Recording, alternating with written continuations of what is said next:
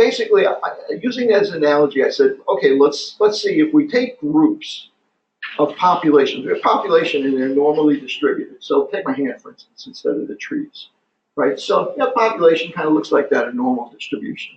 If you take two groups, group A and group B, I'll take an example. Let's say we're interested in knowing whether the blood pressures of people that chew gum is different than the blood pressures of people that don't chew gum. So I'm going to take the entire population of people that chew gum, the entire population of people that don't chew gum are over here, right? Let's say it's half and half in the United States. Half the people do and half the people don't. Okay, so now if there's no difference between chewing, and if no impact between chewing gum, no relationship between chewing gum and whether or not you have high blood pressure, then we would expect these two populations to overlap like that. The means would be the same. They'd be spread out exactly the same way, and so on and so forth.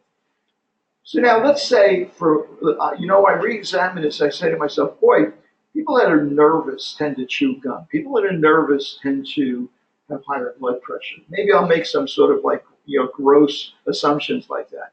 Well, maybe if that's true, what's going to happen now is that this population is going to separate from this population. It's going to be higher, the average blood pressure, the middle of my hand.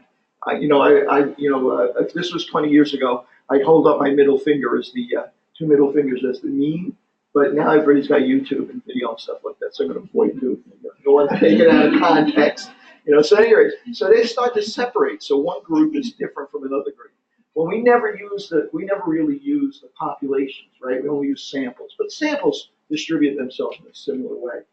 So if they're very close together, it's going to be very difficult to prove that they're different, right? So there's a couple of things that we're interested in determining whether they're different or not. One is if the means of these two populations are very different, so different that the highest person from here is still lower than the lowest person from this group, bingo, we don't even really have to use statistics. We know the two groups are different. In real life, that doesn't happen. In real life, what happens is it's likely these two populations overlap. So if a person has a blood pressure between these two means, they could be in either one of those two groups. They may be in the chewing gum or the non-chewing gum group and so on. Right? So it could be a lot of overlap between them. So the less overlap between them that there is, the easier to prove that they're different. So what two things do we need in order that'll help us prove that they're different? Number one is if the means are far apart, it helps us, right? So we want the variability between the means themselves, the averages of the populations, to be different, or samples to be different. But now on the other hand, let's say the means are not that far apart. Well, if they're not that far apart and there's still quite a bit of overlap, it'll really help if the variability within the groups is narrow. That also makes it easier to distinguish between the groups and prove that they're different. So we want a big difference between the means of the two groups, but we want a small variability within the groups themselves. And we can come up with a statistic that we calculate mathematically that gives us a picture of that big difference between the means, smaller difference within the groups. Now the thing is that in analysis of variance, we have another advantage. We have the opportunity now where instead of when we're doing a two-test and we're comparing two groups, now we can compare three groups. Okay, now it's obvious I only have third hand, so I can't show you the third hand, but there'd be another one in there somewhere as well. So we could have three groups, and we could tell maybe there's two groups that we won't be able to tell apart. Maybe there's a third we will be able to prove this different. Okay, so now we can do this mathematically with Excel. Now these data sets are on Blackboard. There's an Excel data set, and there's a second video where I actually go through the math of using Excel to calculate the variability between the two groups and the variability within the groups and three groups and so on and so forth for a very simple example, just 5 numbers each and five people in each of 3 groups with simple numbers and so on and so forth. Okay, and then I repeat that same analysis using SPSS. So you could play the video to see how I do the Excel version of this rather than kill a lot of time here, because chances are you'll never see anybody do the Excel version again because everybody else will use some sort of statistical software. But I want to show you quickly what those numbers look like. Let's see where I got them. Here we go, down here.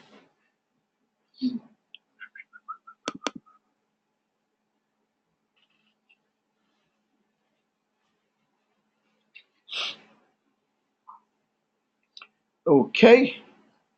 Okay, so this is what I started with.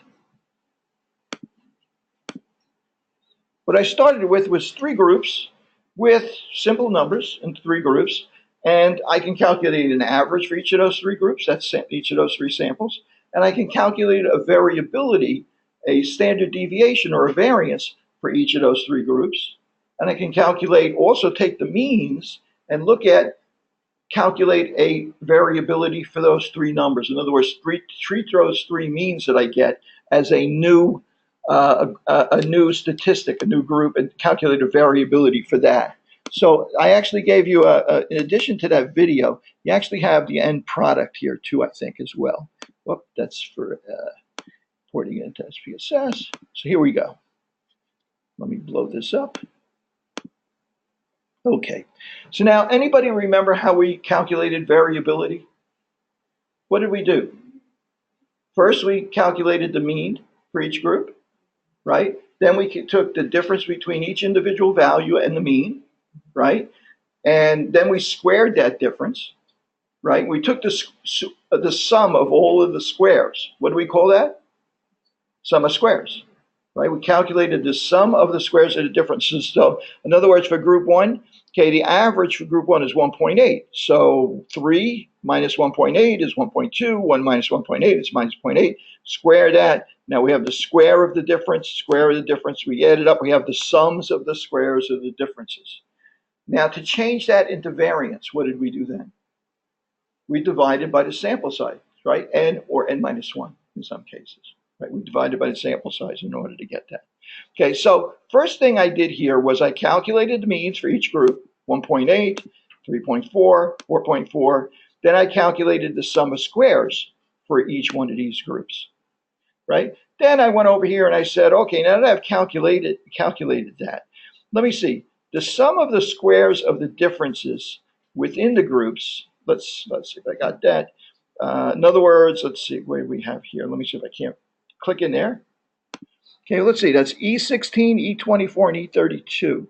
So E16, E24. So I took the sums of all of those squares of the differences within the groups, and I divided that by the number of degrees of freedom between those groups.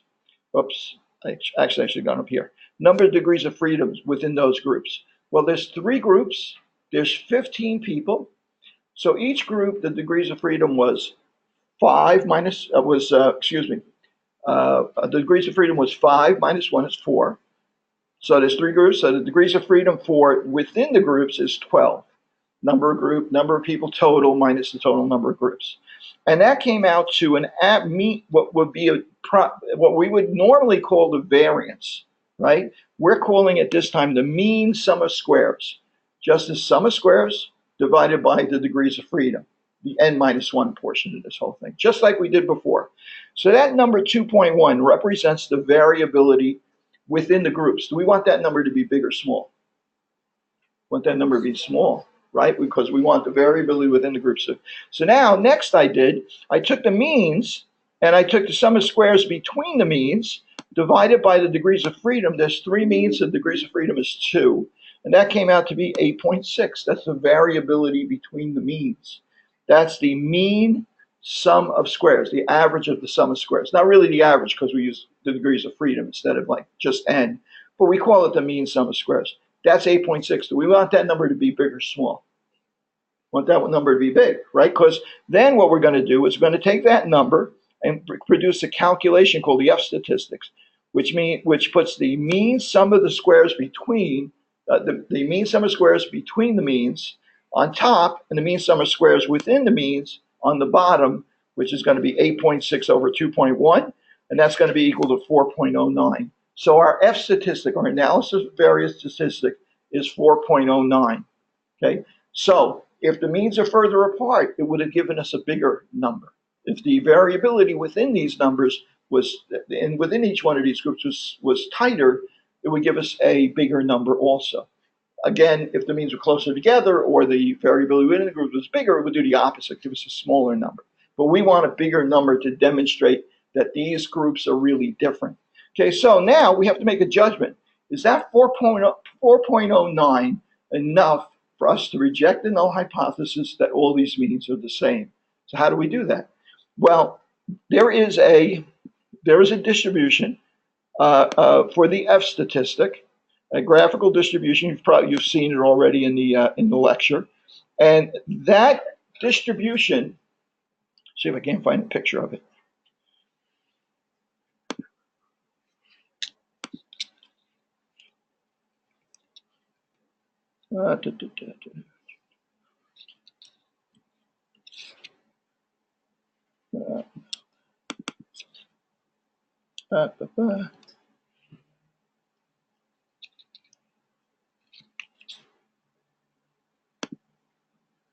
Here we go. There's an example of it. Let me see if we get a better picture. Why did it do that?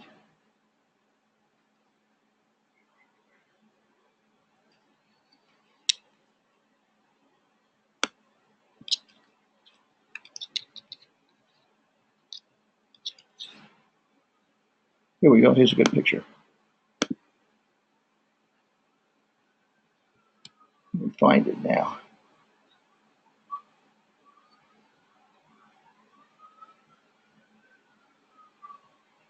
Oh, well, let me move it over.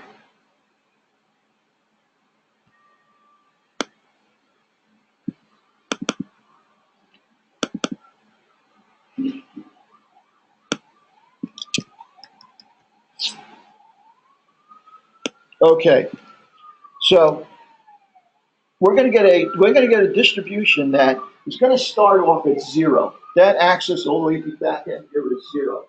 That ratio, or 1 actually, that ratio is 1, right? So from that starting point, we want a bigger number. So it's not unusual for us to get an F score of 1 or 2 in this situation. But as that F score gets bigger, the probability that those means are the same is going to get less and less likely.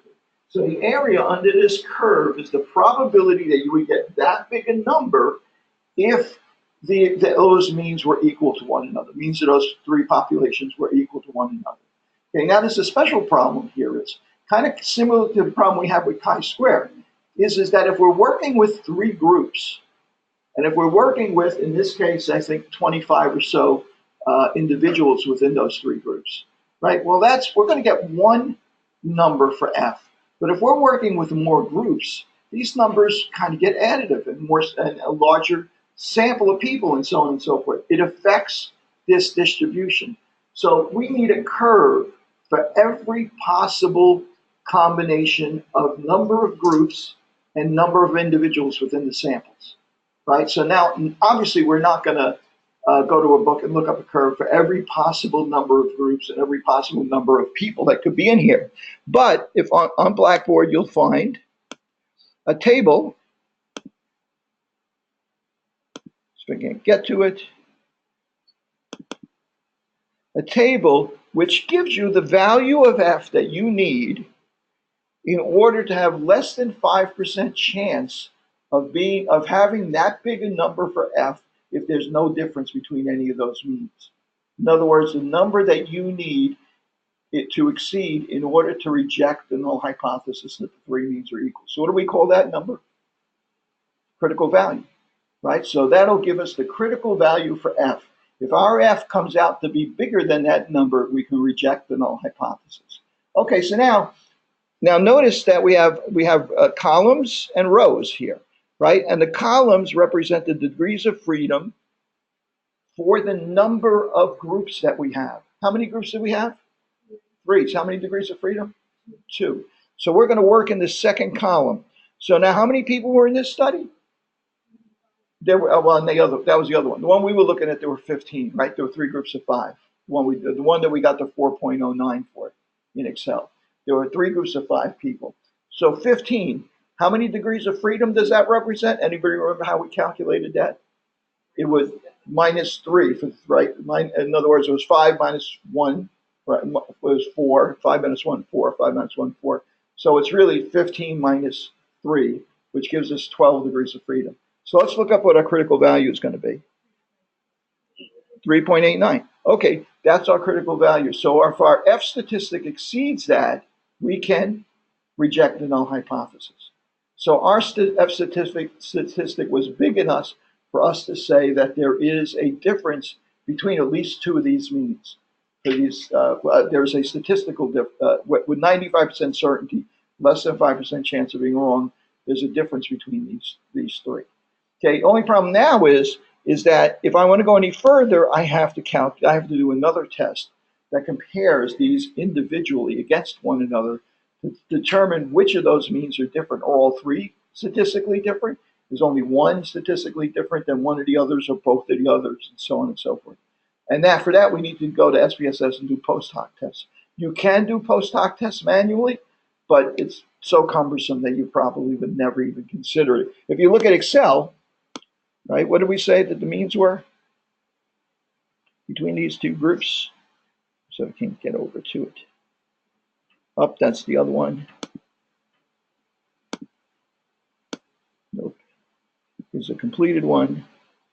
If I go back over here, let's see, the means were 1.8, 3.4, and 4.4.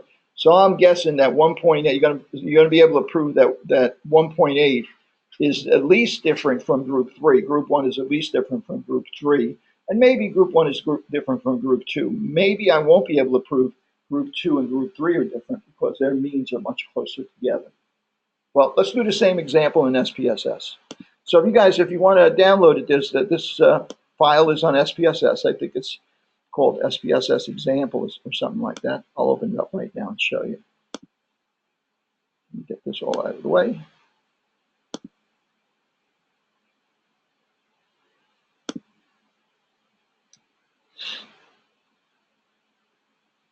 I had to buy a new version of SPSS. Some of you guys might have noticed during one of the online sessions that I kept getting an expiration warning, and it finally did. Open data. And the one that I'm after right now is, up a little bit, is SPSS demo for Anova. Probably should be on Blackboard if you want to open it at the same time. And it's going to be the same data that you just looked at in Excel. Okay, here we are, 3 groups. Okay, I have 3 groups here, group 1, group 2, and group 3 is a variable. Okay, I gave them just proper names just for the hell of it, group 1, group 2, and group 3. And each one of those groups had these 5 numbers buried in them. So now I can go into Analyze. Okay, now what am I doing here? Am I doing descriptive statistics? Am I doing tables, comparing means? What am I actually doing here? Comparing means. Even though it's called analysis of variance, we're comparing means, right? That's really what we're after here.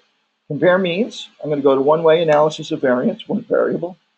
Okay, I'm going to move the numerical variable. You want to know something? These numbers are so small that SPSS assumed that my measurement was a nominal variable, but it's really a scalar variable. So I'm going to go back there and fix it just in case.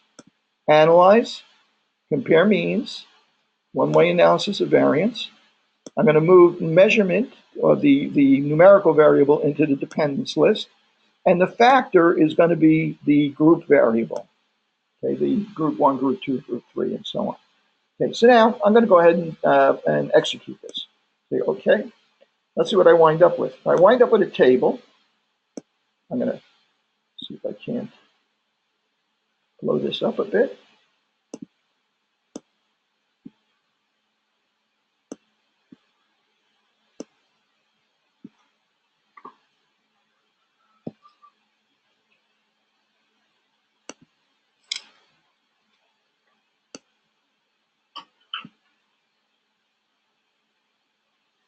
Okay.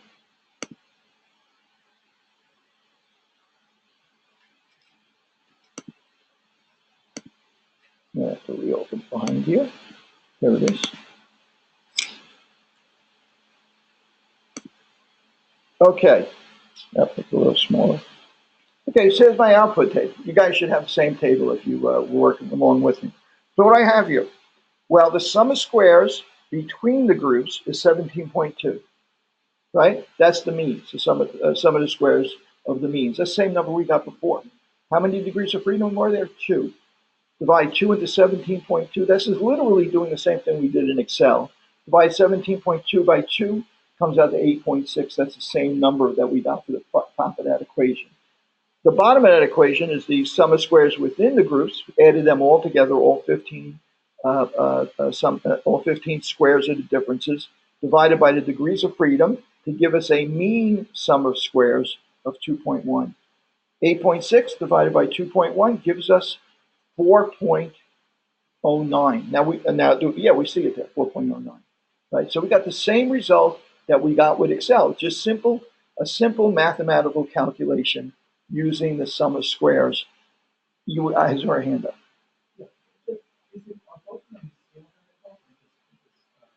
No, one of them is a categorical variable, right? The measurement is what you're getting the mean of. The groups, group 1, group 2, group 3, is a categorical variable. Nominal, right? Nominal variable, okay? So the significance is 0.044. What is that significance? What's that? That's our p-value. That's our probability that we would get that big an analysis of variance result, an F statistic, if all three of these means were the same. There's only a 4% chance that we would get that big an F statistic if all four means were the same. The chances of that occurring is less than 5%, so we reject our null hypothesis. Now, SPSS gave us a little bit of an advantage there. We know the actual probability of being wrong if we reject the null hypothesis. When we use the critical value and do it by hand, then all we know is that it's less than 5%. But this actually gives us a value for it. Okay, so it's that simple. A lot easier to do it in SPSS than in Excel. But if you watch those videos, you'll see it done each different way.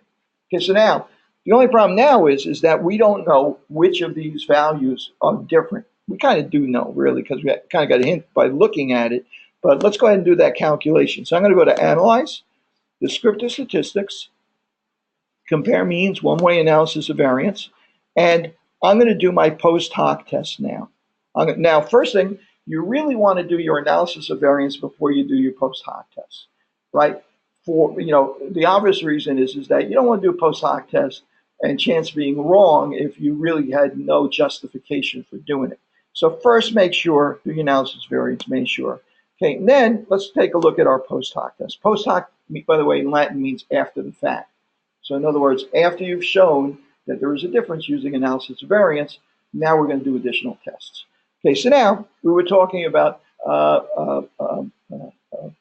Professor Weicker mentioned that Bonferroni is the most conservative of these tests. What does that mean?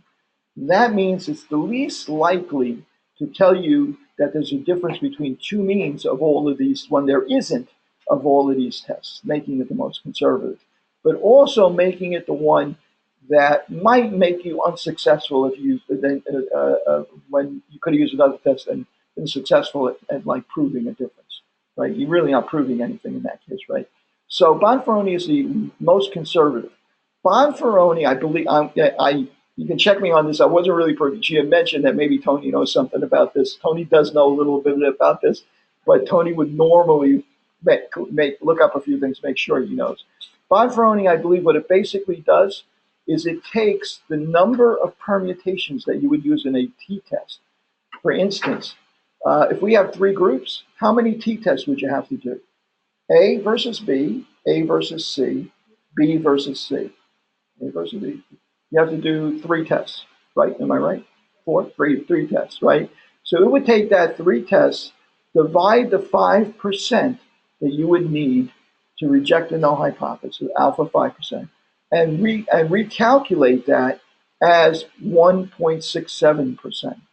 In other words, it would redo the test almost like a t-test, but require that difference be as smaller than, instead of 5%, 1.67, right, for each one of those 3. So it kind of almost repeats the t-test. Right? So that's the most conservative because it's almost like holding the t-test to a much much more stringent standard. Some of these others are very common. I think she mentioned that Tukey is very common. Tukey is also a very good test. Tukey, I think, is the most common test to use if you have equal sample sizes. If the sample sizes are vastly different, I think Tukey, there are some reservations about using Tukey. Now, you can actually look up how these numbers are calculated, right? And actually, you could actually do it mathematically, but each one of them has a small difference that would make you more likely to choose that one rather than the others. And it's usually based on something in the nature of your data. Yeah. Exactly right. Yeah, they're post hoc after the fact. Between me and you, everybody, you can run them at the same time. But I mean, the rationale here should be the post hocs are only necessary if you have already proved with analysis of variance that there's a difference between at least two of them. Okay? So, you wouldn't need to do it if you fail to reject, we never accept, right, we never accept the null. If we fail to reject the null hypothesis, you would absolutely not do the post hoc test because then what you might accidentally prove that two of them are different when they really aren't, right? So that's why what I'm saying is I don't really mean you can't run them at the same time. You can't just check off that box, run them at the same time. But in terms of like what you're doing, you should really first prove analysis of variance and then go ahead and do the post hoc test. So I'm going to do both. Just for the hell of it, so that we can see if there's a difference. Yes. You don't want to use Tukey. Oh, you can use Bonferroni. You could use one of the others. But because it came up tonight, I'll research it a little bit. Maybe I can come up with like a simple reason why this one is preferred to another. Bonferroni we know is the most conservative, and the reason why it's most conservative is it's just simply holding the t-test to a really stringent standard and really kind of repeating it. And Tukey is not popular because mathematically you can fool it if the sample sizes are different in the different groups and so on. By the way, it doesn't have to be 3 groups, it could be 4 groups, it could be 5 groups, it could be 10 groups, right? But then your F statistic, your critical value of F, is never going to be the same unless you have the same number of groups and the same number of people in the groups, right? That's going to impact on what the F statistic is going to be. That's why you need that table. So I'm going to go ahead and calculate this. Okay, so now, I'm going to do this again. I'm going to copy this and I'm going to blow it up so we can see it. SPSS is one of the only programs on the Mac that won't let me take, just like use my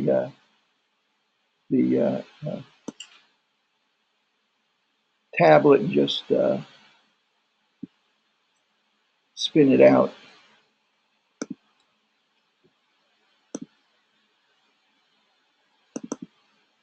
Okay, so we got an image. Okay, let's take a look at this. Okay, so first, I'm going to go down to the bottom there and look at Bonferroni. So let's see what happens when we compare Fred and Jim, right? Okay, well, it finds the mean differences between Fred and Jim and between Fred and Alice. Then it finds the mean differences between Jim and Fred and Jim and Alice. Then it finds the mean differences between Alice and Fred and Alice and Jim. Notice it actually repeats these things twice, right? Because it looks at every permutation, right? But when we're comparing Fred and Jim, we would expect the same result as when we're comparing Jim and Fred, because it's the same two. Just repeats it twice. So now I'm going to go past these mean differences. In other words, I can see that there's a big difference between Fred and Alice and so on and so forth. But I'm going to go past all this over to the significance. The probability that you would get that would be the same mean. Okay, so I'm going to go down here. What we're looking for is outcomes that are less than 0.05. So where do we have an outcome that's less than 0.05? Between Fred and Alice, right? Okay, and do we have any others? Well, we have another one down here, but it's the same one. So all the other significances are greater than 0.05. So there's only 2 groups that we can say have a different mean. Fred and Alice, those 2 groups have different means. So that's what the post hoc test is going to do to us. Let's go to Tukey and see what kind of result we get. So if I go to Tukey and I go over here and I look, let's see, Fred and Jim. Well, I only have, again, it's only those 2. So it worked the same way. But notice when I used Tukey, it suggested that I was more certain that they were different than Bonferroni did. Now imagine if Tukey was like 0.49. What do you think Bonferroni would be? It would be over 5, right? So Bonferroni is a more conservative test. If you don't want to be questioned on it, if you want to, so if you can use Bonferroni first, fine. If you then can say maybe find some sort of justification for using another one, maybe you want to try another one after that if you're very close, but you need a justification for doing that, for going past the one that's the most rigorous. Okay, so let's do a couple more, except you guys do it too. Okay, now there's some more data sets there. I'm going to open the next one. Open data. Let's see. There's one called IQ data. Okay, let's open that up. Okay, and what is this IQ data? Well, let's see. Groups. I have group 1, group 2, group 3. Looks like I got a total of 45 people. I don't know if they're exactly equal. And if I'm going to look in here, and IQ is a scalar variable and numerical variable, so I can find a mean. And group 1, group 2, group 3 is a nominal variable. Group 1 is physics students, math students, and chemistry students. So apparently in this study, we're trying to calculate, we're trying to determine whether there's a significant difference between the mean IQ for physics, math, and chemistry students. Right. So what's our null hypothesis? They're all, but null hypothesis, they're all the same, right? mu1, mu for chemistry students, the average IQ for chemistry students equals the average IQ, mu2 for physics students equals mu2 math students. What's our alternative hypothesis? That at least 2 of the means are different, right? At least 2 of the groups have different means. Doesn't have to be all 3 of them, just that at least 2 of them have different means. Okay, so I know what that is. Okay, so I'm going to go back to my data view, and well, I'm going to first go. You really don't have to do this, but I'm going to go to my graphic menu here. I'm going to go down to box plots. I'm going to use the legacy dialogues because it's quick. I'm going to do a simple box plot. Okay, and my variable that I'm interested in is the average IQ. It's going to go into my variable box. And my category axis, the x-axis, is going to be my group number, group 1, group 2, or group name. I'm going to click OK, and let's see what these things look like. And again, you don't have to do this. Well, first thing I see is the variability is quite different for one of the groups than it is for the other groups, right? You know something? I'll bet you that there is one of those post hoc tests, if we need to do it. One of those post hoc tests is probably most appropriate for situations where you have where there's a big difference in variability between the groups, right? Or maybe there might be a couple of them where they're less desirable if there's a big difference. That might be one of the reasons why you might choose which one of those. But again, you choose Bonferroni, you're never wrong. You never made the wrong choice. Okay, so what does it look like here? It looks like this third group, like chemistry students and smart ones here, except it's a special IQ test, which has an average of 50, I guess, because there's nobody that's an IQ higher than 60, it looks like. So at any rate, whatever these numbers represent. So you can see there's some skew here in the physics students. How do I know there's some skew in there? That it's left skewed or negative, right, exactly. The median's not in the middle, right? There's a larger number, there's more variability in the lower half than there's in the higher half. So if you looked at this as a normal distribution, you would have a big tail over there and a big drop over there, right? That left side would be stretched out. You'd have to turn it around, right? So I'm doing the opposite for myself. And similarly, there's a big skew opposite direction. Positively skewed for the chemistry students. So let's go ahead and do the math. Yes.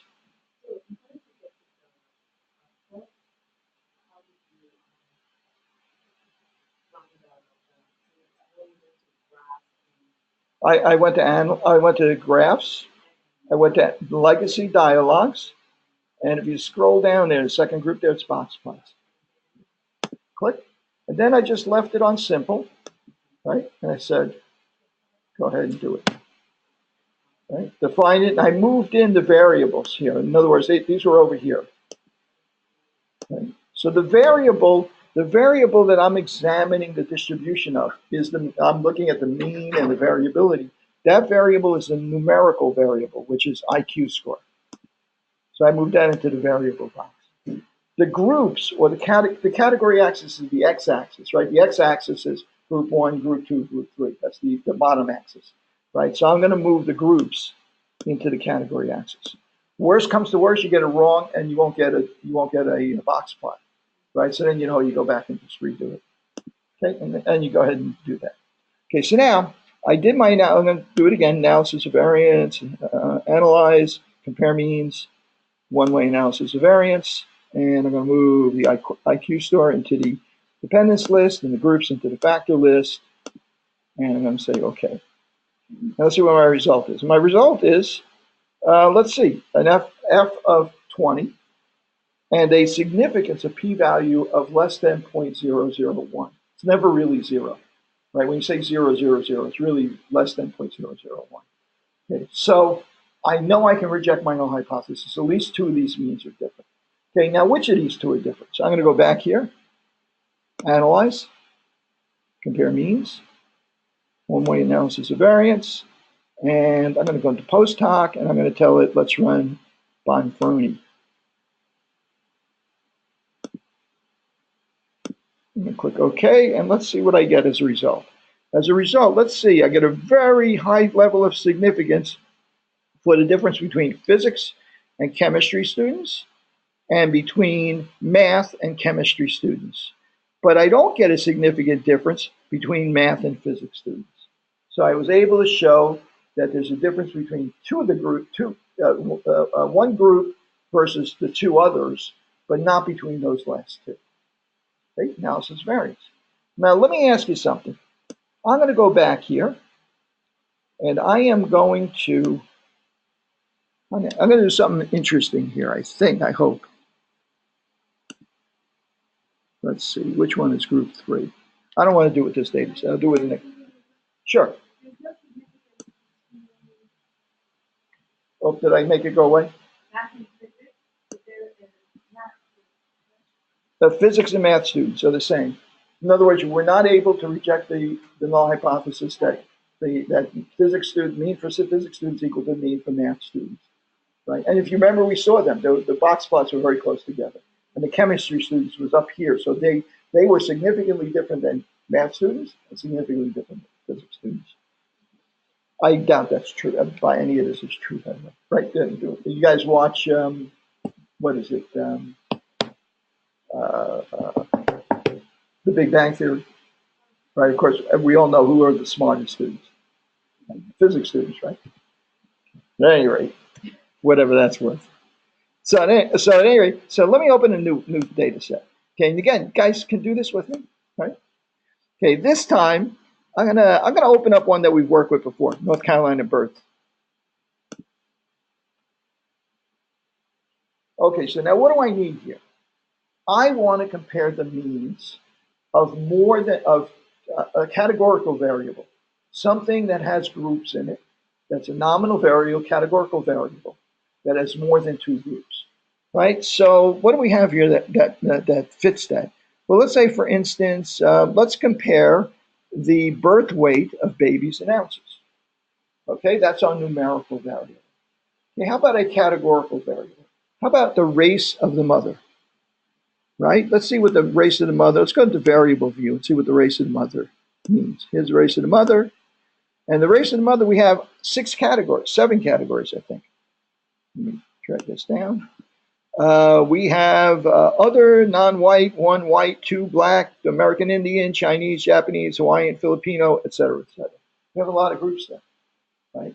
Okay, so I'm gonna do an analysis of variance. We're gonna start on a null hypothesis. There's no difference between the average birth weight of babies for all these different ethnicities.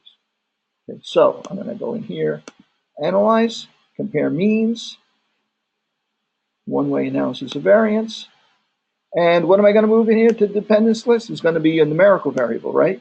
And that was weighted a child in ounces. Okay, I think I got the one in ounces. And the factor, or our nominal variable, is going to be the race of the mother. Okay, I'm going to click OK and see what I wind up with. And I got a feeling I'm going to wind up with a little bit of a problem here, but not right now. Okay, so I'm going to do it twice so I can scroll up. Actually, I just shorten this. I can get to it. There we go. Okay, here's our analysis of variance. And our F-score came out to be 5.883, and our significance was 0.000, right? So at least two of the mean birth weights for these babies is different between within some of the ethnic groups. Okay, let's do our post-hoc test. So I think I'm going to run into a problem. I hope I am anyway, so that if you run into the same problem, you'll be able to react to it. So I'm going to do Bonferroni again. Continue. Okay. Uh-oh. Warning. What happened here? Post-hoc tests are not performed for the weight of the child because at least one group has fewer than 2 cases. Let's take a closer look at this. Analyze descriptive statistics frequencies. I'm going to take a look at the race of the mother. Okay, let's see what we have in terms of frequencies. Well, let's see, white, black, American Indian, Chinese, Filipino. Well, there's a couple of groups here got 0, right? Because there were like 7 to start off with, right? And there's 2, Chinese and Filipino, which have 2 or fewer people in those groups. So I need to do something with this data that will allow me to do my post-hoc test. So I'm going to recode the data. So you guys can watch me do this. I don't know how many of you guys have tried. How many of you guys tried recoding data or transforming data in SPSS? Probably when you work on your project, it may come up, right? So now I'm gonna take this race of the mother, and first thing I want to remember is what the different groups are. So I'm going to go in here, and I think, what's that? Yeah, I'm just gonna grab that so that I have it for later. What's that? Yeah, I'm going to do. Well, I may just drop them out. I mean, that's kind of a analytical decision that you're going to have to make. Right? I'm going to save that right over there. Okay. So I'm going to create a new variable. Okay, I'm going to say transform. Let's see, recode into a different variable. So I'm going to start with my input variable, which is the race of the mother. And my output variable is going to be called now the race of the mom 2. Okay, and I'm going to call it reduced race of mom reduced cases. Okay, so now I'm going to tell it how to recode these variables. I'm going to go down here to old and new. And let's see, 1 was other non-white. So I'm going to say the old value, let's see, the old value was 0 really doesn't mean anything to me. So I'm going to skip 0. I'm going to say take the value 1 and move it into the value and leave it as 1. And then, okay, I'm going to say add that. Then I'm going to say take the value 2 and leave it as the value 2. Okay, then I'm going to say, let's see, value 3, that was not a problem, we had enough, 3, and move that over to 3. Okay, and then, maybe I'm just going to look at those 3 groups. Right? Maybe I want to compare just those 3 groups for our study right now. So I'm going to say, continue. Okay, sure. Okay, so now what you can do, for instance, if I wanted to combine all of them, I could say and I'll do that with the rest of them. How's that? Let's combine all of these others: Chinese, Japanese, Hawaiian, Filipino, other Pacific Islander. Okay, I'm gonna put in here for the range 4 through 8. Whoops, 4 through 8. Okay, give that a new number 4. I'm going to add that. Okay, so now that's going to combine all those four. And maybe I'll call that Asia Pacific Islander and other. Okay, so I'm gonna say yes. Yeah, I could have used all other your range, all of the values, and so on. So any of those, a million ways to skin a cat. There, yeah.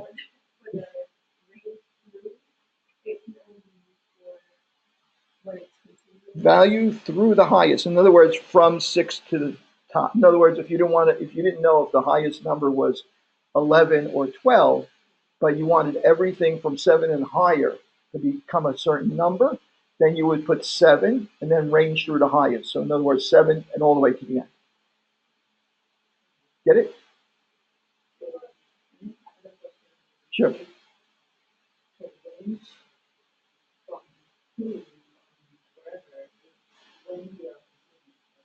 Yes, that's continuous. In other words, yeah, it's going to get them all no matter. Yeah, you're not going to be able to. In there, you're not going to omit one. Yeah, exactly.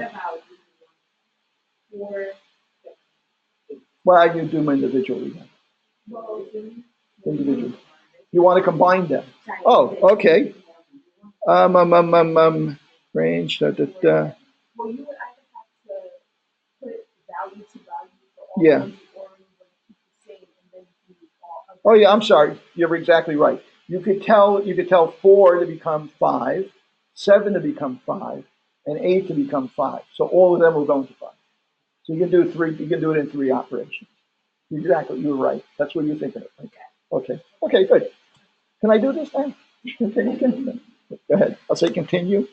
Right. And I'm going to say okay. Let's see. I'm going to tell it go ahead and change it, and say okay. So now it creates a new variable. And the variable is going to have, now I should code the variable, right? So I should go in here to values, okay, and I should tell it that the value 1, oops, come on. Let me try this again. Value 1, what was it? Anybody remember now? Is white. Okay, and value 2 was black.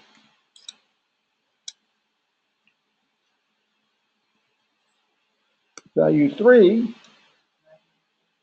was American Indian. And the value 4 was all other, or Asian Pacific Islander and all other. Okay, good.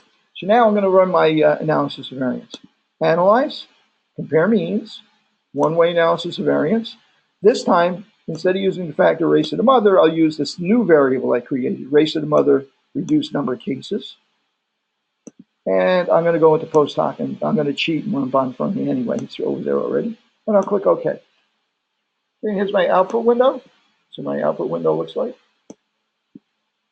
Okay, and now it ran the post hoc test. Well, first, our significance is still true, right? So less than 0.05, right? So we rejected the hypothesis that all means of all 4 of these groups is different. Okay, it's the same. Okay, then we go to Bonferroni and we look for that significance to be less than less than 0.05. So let's see, white versus black is different. White versus American Indian, not significantly different. White versus all other, not significantly different. So I would expect when I go to black, white, it again comes out different. But how about American Indian? No, black. American Indian versus all other? Nope. And how about all other versus black is also significant. So we found 2 instances of significant differences, white versus blacks and blacks versus American Indian. Okay? The other groups, the other permutations, we could not say were significantly different. Okay? How are we doing on time? Okay, so you got an example there of recoding the data also. Okay, so I want to do one more thing here that will give you another interesting facet of this whole thing. Okay, so now I'm going to, let's see.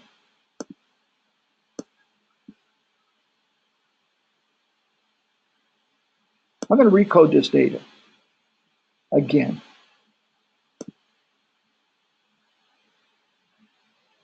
Okay. Actually, I want to get something that's close, but not really that different.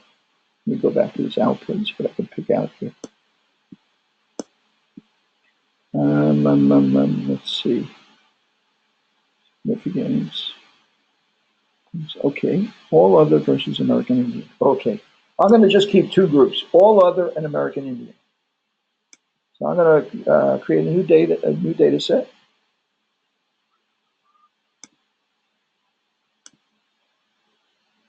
Oops.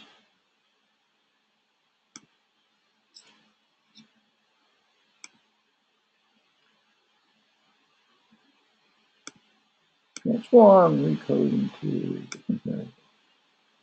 Okay, so now this time I'm going to take the one I started with, the one I was just working with now. Okay, and I'm going to say I want to recode that, and I'm just going to call this race of the mother 3, and I'll give it the same cryptic label. And this time I'm going to say old and new variables. This time I'm going to say that group number 3 is going to keep its designation group number 3. Oops. Oh, that's already there. Remove.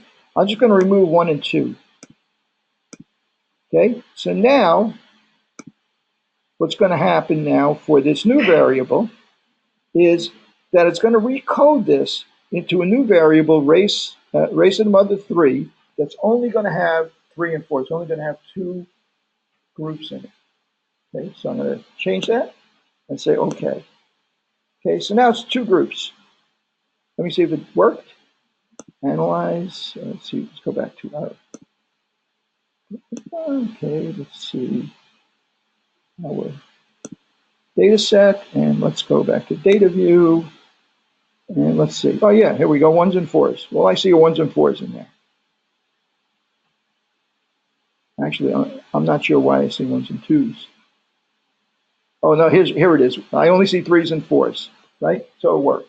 Right? Our new data set only has 3s and 4s. So I'm going to go here, analyze, descriptive statistics, and choose the compare means. And what test would I normally use here? 2 groups, t-test, right? So I'm going to go into t-test. And this is independent samples. It's 2 groups. Whoops. Analyze, descriptive statistics.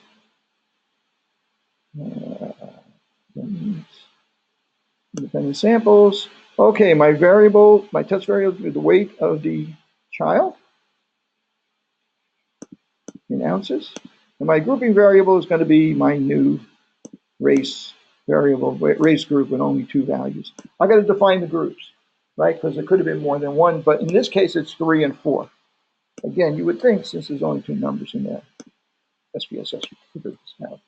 For some reason, it doesn't. Okay, I'll continue. I'll say OK, and it runs the t-test. And here's my t-test. And whoops, independent samples t-test. And what do I get for my t-value is minus 2.849. And what is my significance, my p-value? I've got to go all the way over here. My p-value is 0.008.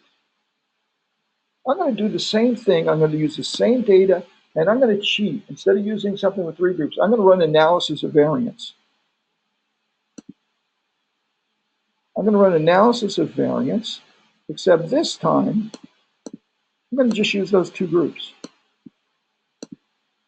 So data that I would normally use a t-test for, I'm going to use analysis of variance. It's going to result like that. Okay, and I get my output table.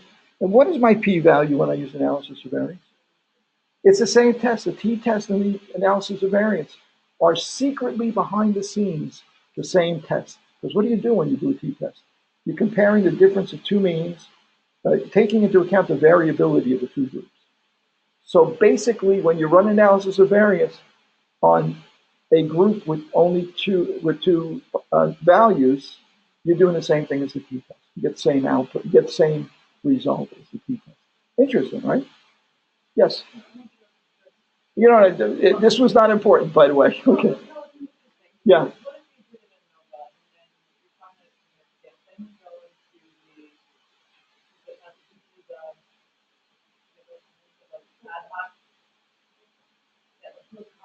Oh, yeah. Yes.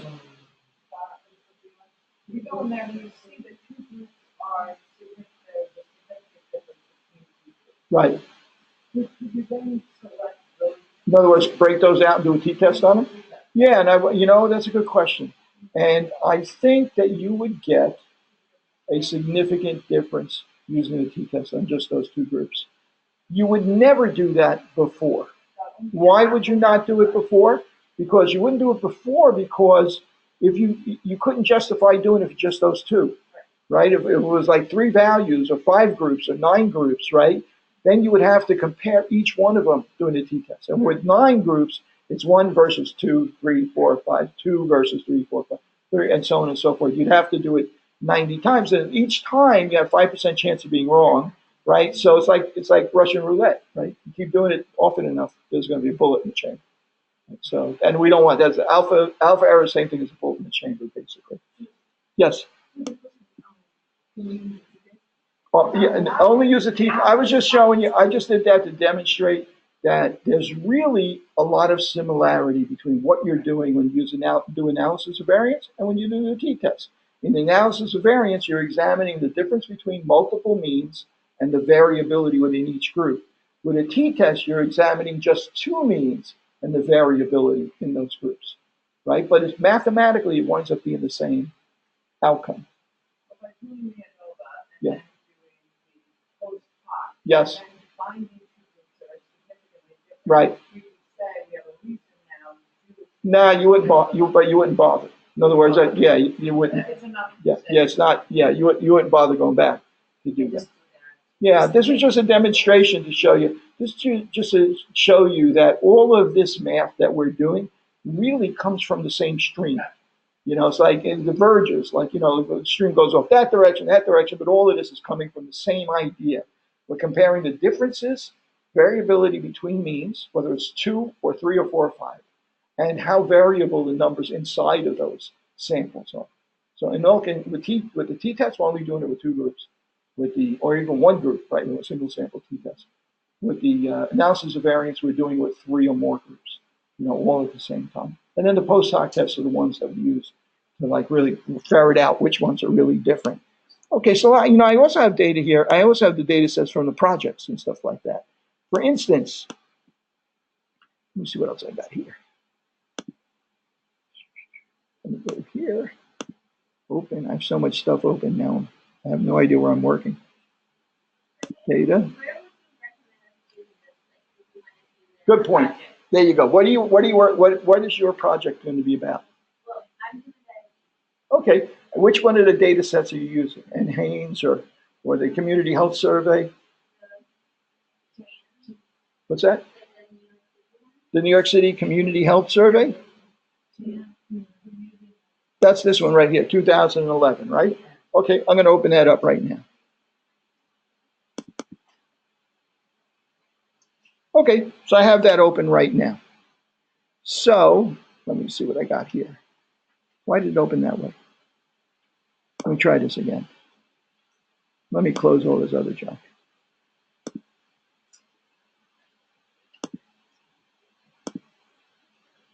Okay, open. Data. New York City Community Health Survey. Open. Okay, so I'm in the data view, variable view. Okay, here I am in the variable view. I can't see the thing here, but that's okay. We'll figure this out. So let's say what you're interested in evaluating, was it diabetes, for instance? Okay, so diabetes, well, I'm thinking diabetes, first of all, that's probably, only 2 groups right off the bat. Yes, you have it, or don't, no, you don't have it, you've been told you have it, you don't have it, right? That's one way I can look at that. That's a nominal variable category, right? Okay, well then what else could you look at in terms of that? Well, how many sugary drinks do people drink? That could be a numerical variable, possibly. Or age. How about age versus, but the only problem is now we have diabetes, no diabetes, and we have, average age for those 2 groups. That would be a t-test, right? So diabetes right now doesn't really fit in necessarily to, like directly. So let's think about some other way we might look at it that we might apply analysis of variance to. Okay, so let's see. How about if we looked at ethnicity, and we looked at how many sugary drinks that they drink a week. Or how about the average age in New York City? Or is this, let's say we suspect that one group is more likely to have diabetes than another group is. Well, what are one of the confounding factors for that? Is age. If the population is older, they're more likely to be diabetic, right? So it would be of interest for us to know whether this group, on average, is older than other groups in New York City. Then maybe we could look at it a little bit closer at what they eat, what they do, and so on and so forth, right? So let's say, is there a variable in here that I know age is like demog 1. I remember that variable, right? That's like in the middle somewhere. And ethnicity. Yeah, anybody know where that is here? So I don't have to search for it. 84. New race ethnicity. Okay, that's got here. We've got 5 groups there. I don't know if you can see it there. If you have it on your own. Okay, so we've got 5 groups there, right? So let's see what the average age is. If the average ages for those 5 groups is different. Okay, and it's kind of have some impact on whether these populations likely have diabetes as well. Right, so I'm gonna say, okay, I'm interested in evaluating that. So I need that variable, and I also need the age, which is demog 1, which is 72. Yep. Well, what I'm going to do is, just for my benefit, I'm going to get rid of these. Cut. Edit. Clear. Right? So I'm going to get rid of these.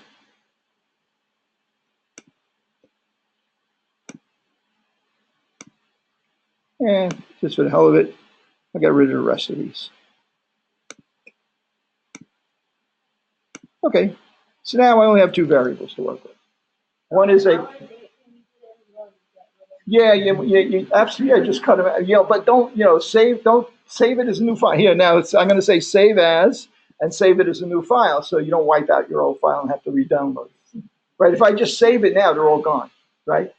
So if you want to go back and do something else, you don't have all those other variables; they're all gone.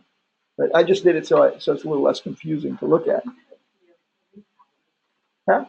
Yeah, you can't. I don't want to get into that right now.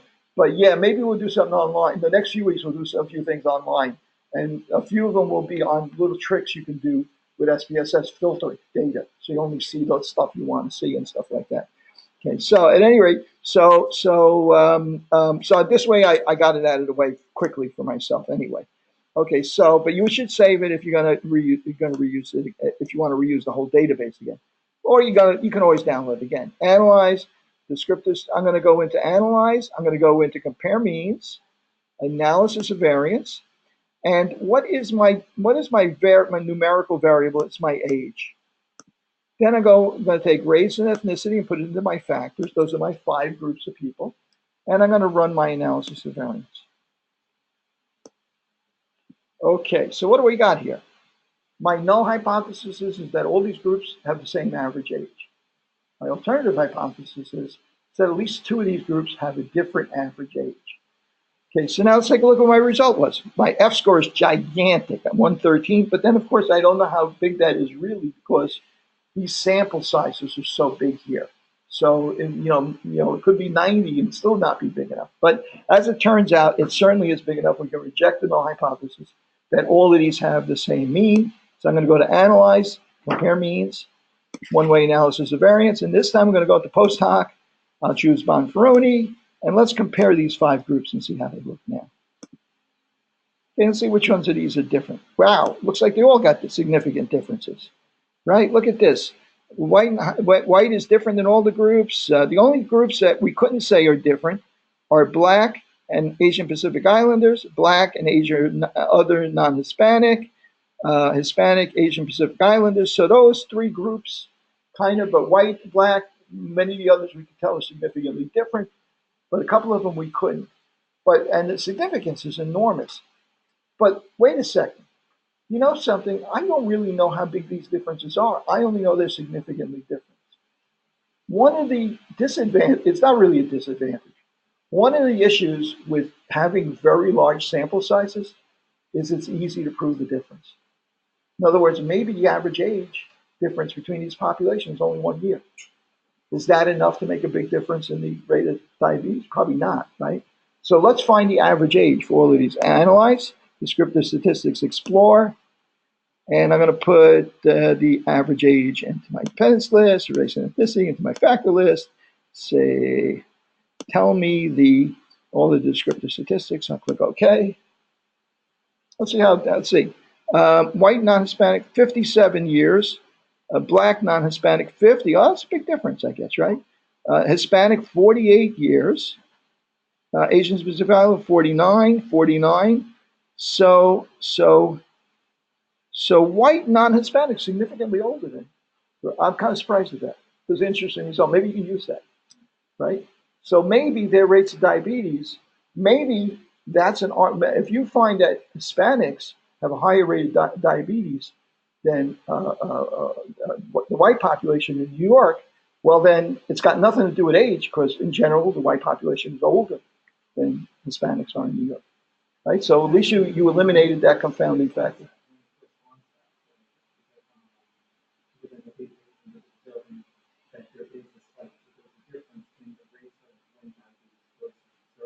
Right. Yeah, sure. And that's actually the question. Have you ever been told by a doctor that you had diabetes? So that would almost like track that first instance where that would happen. So, and let's take a look at something interesting. We did see a difference between black, non-Hispanic, and Hispanic, right?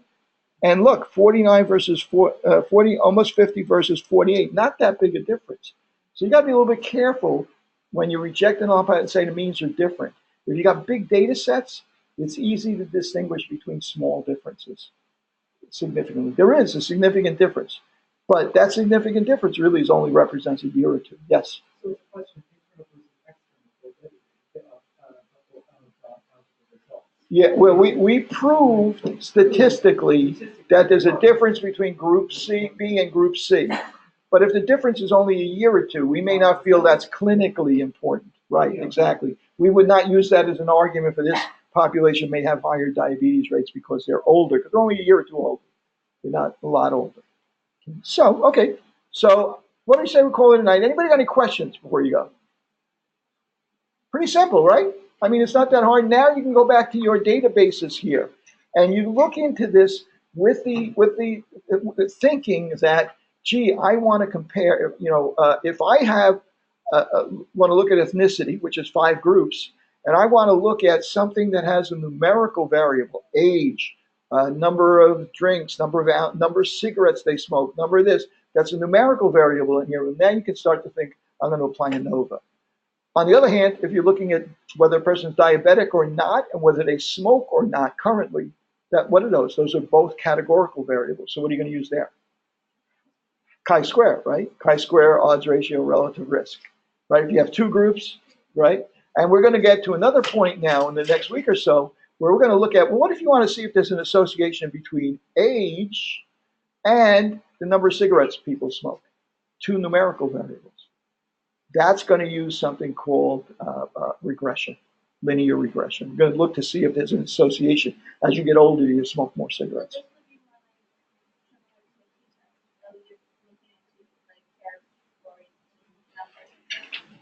Well, actually, it's a little bit different because that one you actually compare each person. Like this guy's 89 and he smokes 2 cigarettes a day. This guy's 24 and smokes 20 cigarettes a day, and so on. So you actually graph it, like as a straight line. You look to see if there's a straight line relationship. But the real key here is as you go to work on these projects, is you got to understand your data, what it is, categorical, numerical, ordinal, and so on and so forth. And what's the right test to apply?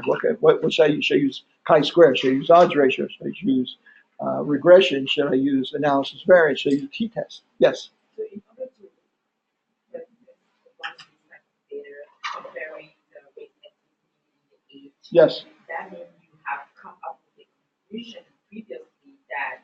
Oh, you got to have a guess, right? You got to have a reason to do it. Yeah. Right? So, Why would I compare age among different ethnic groups unless I was thinking that's going to be important to me? So does that mean that you're? I'm surprised they're different, by the way. Yeah. Does that mean that you're already proving that Hispanic have higher?